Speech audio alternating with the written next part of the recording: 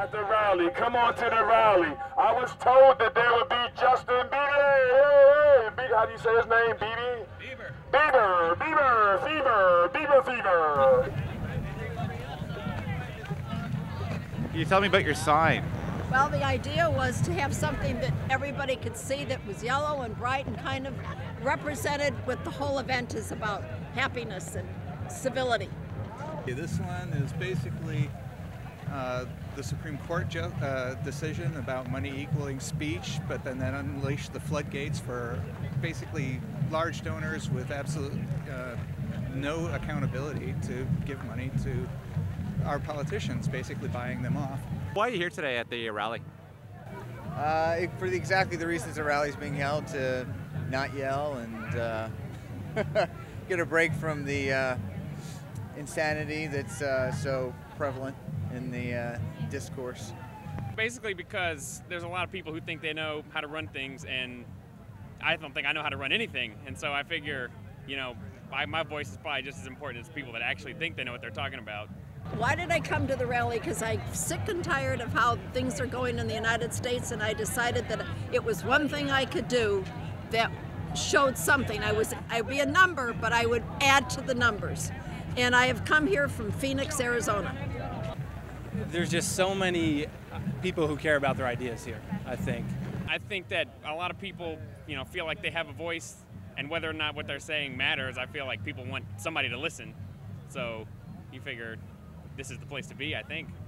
What do you think about the idea that so many people go to The Daily Show and The Colbert Report for actual news? What do you think about that as a phenomenon? Oh, I think it's because it's more real. If you go to the news can get so skewed.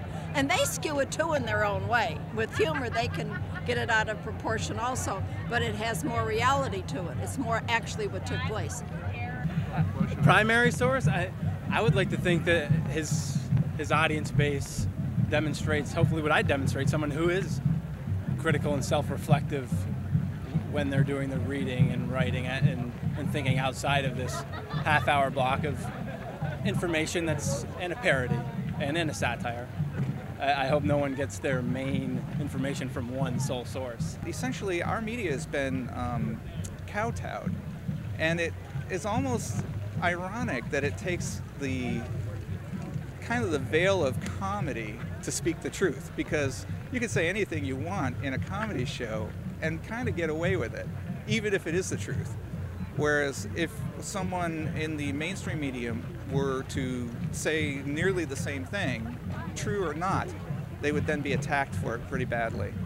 I think it's good because I think that, you know, they're probably about as reliable as anybody else, and at least they recognize that fact. You know, they're not afraid to point out everybody else's mistakes.